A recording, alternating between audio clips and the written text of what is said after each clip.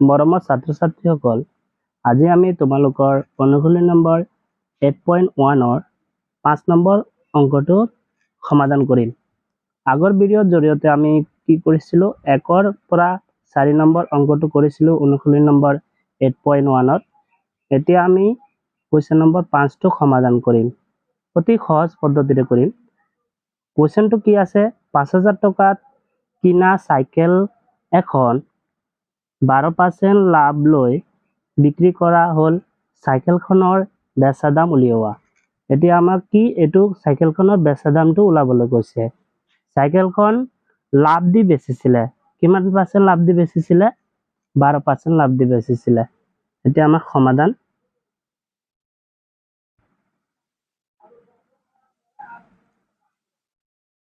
দিয়া আছে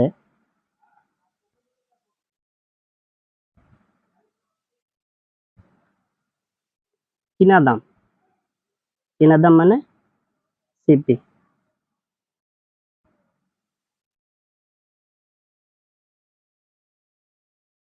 সিপি ইজিক্যাল টু কিমান টকা 5000 টকা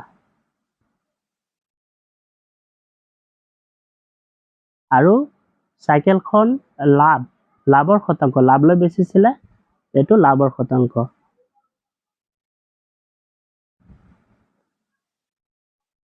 লাভৰ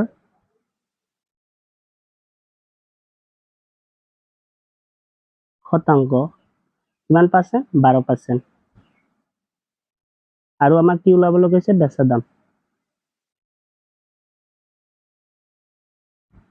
দাম মানে SP ইজিক্যাল টু এতিয়া আমাৰ এতেকে বেচা দামৰ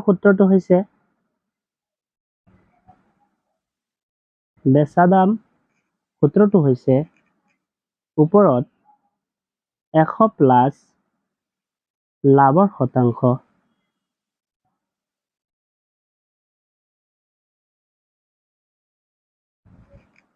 আৰু তলত 100 সাইডত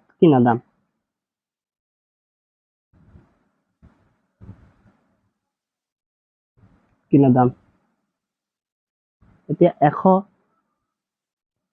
প্লাস লাভৰ শতাংশ কিমান 12% 12 আৰু তলত 100 আমাৰ কিনা দামটো কি আছিলে 5000 টকা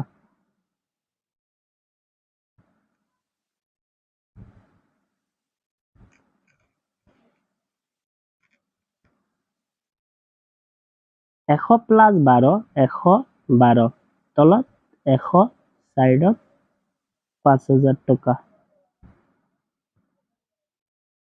0 এটা 0 এটা 0 এটা 0 এটা হৈ গল আৰু 5 1 গুণ 500 5 112 পূৰণ 5 টকা এতিয়া 112 লগত 5 পূৰণ কৰিম 5 দুগুণ 10 শূন্য হাতত 1 5 গুণ 5 5 কে কিমান 6 5 গুণ 5 কিমান 500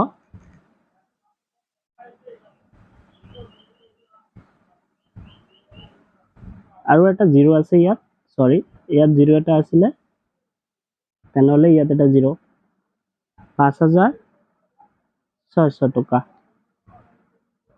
ইয়াত আমাৰ 5000 টকা আছিলে অলপ আগতে আমি ভুল কৰিছিল অলপ 5000 টকা আছিলে ইয়াত 0 এটা তাৰ কাৰণে ইয়াত 0 এটা কাটিছে দুটা 0 কাটি গল 50 ৰ লগত 112 পূৰণ কৰিলে আমাৰ আনসার ওলাই 5600 টকা এতেকে বেচা দাম আছিলে 5600 টকা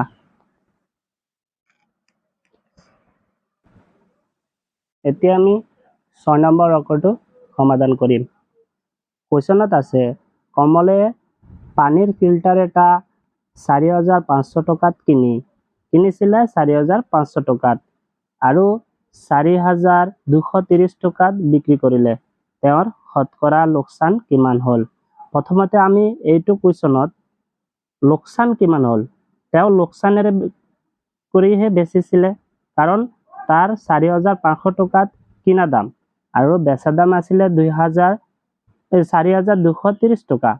তেনেহ'লে তাৰ এইটো লোকচান হৈছে। প্ৰথমতে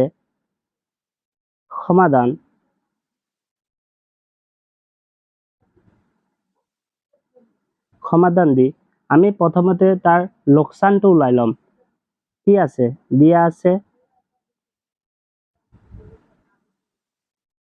দিয়া আছে কিনা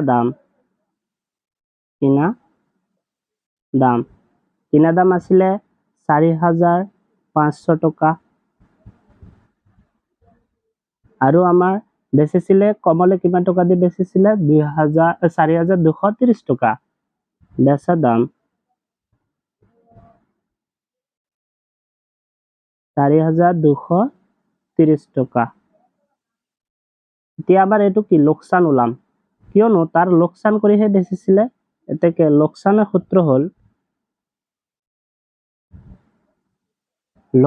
সূত্র হল কিনা দাম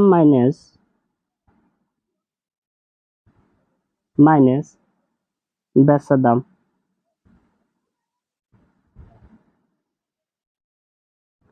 কিনা দামটো আছিলে 4,500 টকা মাইনাস 4,230 টকা। আমাৰ 4,500 পৰা 4,230 মাইনাস কৰিম। 0 পৰা 0 গলে 0, ইয়াত 0 এটা আছে, 1 আনিলে 10 হয় 7। এতিয়া ইয়াত কি আছে? 4 আছে, 4 পৰা 2 গলে 2। লস কৰিছিলে 270 টকা, লস কৰি বিক্ৰী কৰিছিলে 270 টকা লস হৈছে তাৰ। এতিয়া আবাৰ লোকসানৰ কুৱেশ্যনত কৈছে শতকৰা লোকসান কিমান হল? লোকসানৰ শতাংশটো ওলাম প্ৰথমতে।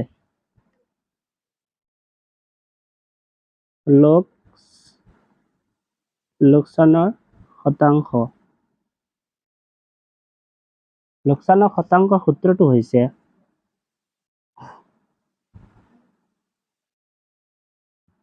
ওপৰত লোকসান, তলত কিনা দাম, সাইডত 100%। হয়, এতিয়া ওপৰত লোকসান কিমান? তাৰ লোকসান হৈছিলে 270 টকা। 270 টকা আৰু কিনা দামটো আছিলে 4,500 টকা আৰু সাইডত আমাৰ 100%। 0 এটা কাটি দিন, 0 এটা কাটি দিন, বাকি থাকিল 1।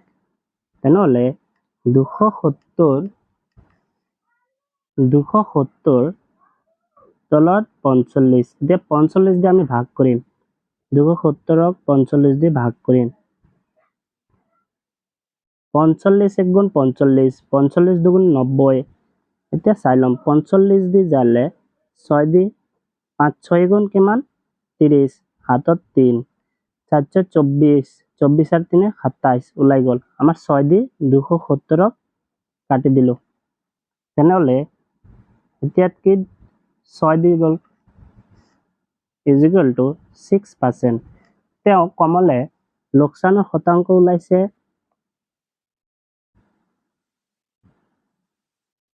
লোকসানৰ শতাংশ 6% দি বিক্ৰী কৰিছিলে। এইটো আমাৰ কমলে প্ৰথমতে ফিল্টাৰখন কিনিছিল, কিনাৰ পিছত লোকসান কৰি বেচিছিলে 270 টকাত। তাৰ পিছত তাৰ লোকসানৰ শতাংশ 6% ওলাইছে। এতিয়া আমাৰ 7 নম্বৰ অংকটোৰ সমাধান কৰিম। এটা ঘড়ী দোকানীয়ে 785 টকাত বিক্ৰী কৰাত এটা ঘড়ী বিক্ৰী কৰিছিলে ঘড়ী দোকানীয়ে, বিক্ৰী কৰাত 5% লোকসান হল, 5% কিমান লোকসান হল। ঘড়ীটোৰ কিনা দাম নিৰ্ণয় কৰা। ইয়াত আমাৰ কিনা দামটো ওলাবলৈ কৈছে। আগৰ নিচিনা কৰি থাকেন। প্ৰথমতে সমাধান।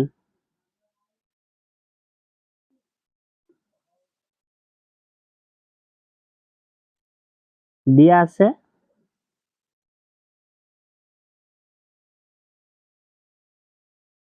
দিয়া আছে ঘড়ীটো দোকানীয়ে বিক্ৰী দাম মানে বিক্ৰী কৰিলে কিমান টকা বিক্ৰী দাম মানে বেচা দাম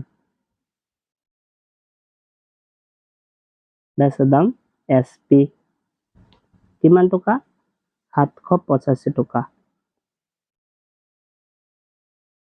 আৰু বিক্ৰী কৰোঁতে তাৰ লোকচান হ'ল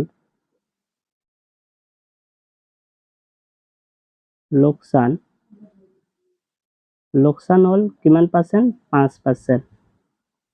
আমাৰ কি ওলাবলৈ কৈছে ঘড়ীটোৰ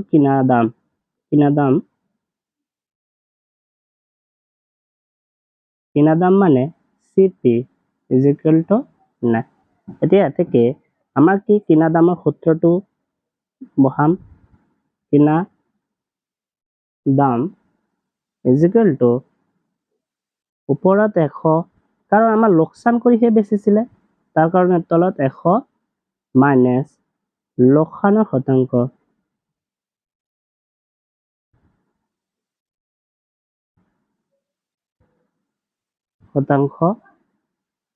সাইডত বেচা দাম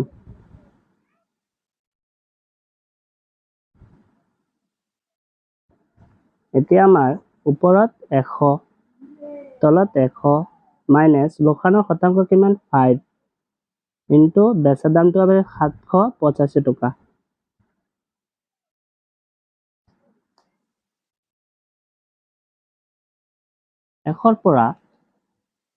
একৰ পৰা 5 গলে কিমান 95 আৰু তলত 95 ওপৰত 100 সাইডত 785 টকা এতিয়া আমাৰ কাটাকাটিটো কৰিম ওপৰত আছে 100 তলত আছে 95 সাইডত 785 ইয়াত সহজ পদ্ধতিৰে কৰিম তাৰ কাৰণে তলত 1 দিছো ওপৰত পূৰণ হ'ব কিমান 785 পূৰণ 100 আৰু তলত 95 ইনটু নাই তাৰ দি দিলো যে টকা এতিয়া আমাৰ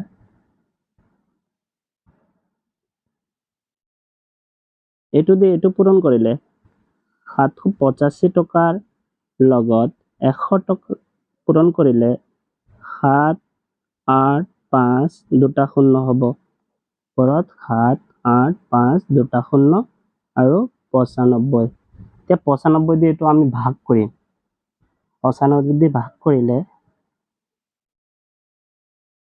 7 8 5 দুটা শূন্য 95 দি ভাগ কৰিলে প্ৰথমতে আমি 95 লগত কিমান দি ভাগ কৰিলে এটো ওলাব 95 লগত প্ৰথমতে 95 পূৰণ 8 কৰো 5 8 গুণ 40 শূন্য 4 হাতত 4 5 8 9 72 4 72 76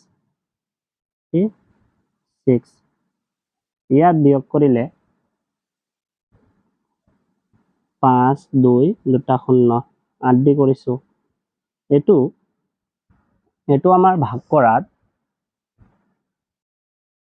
আমাৰ ভাগ কৰাত ওলাইছে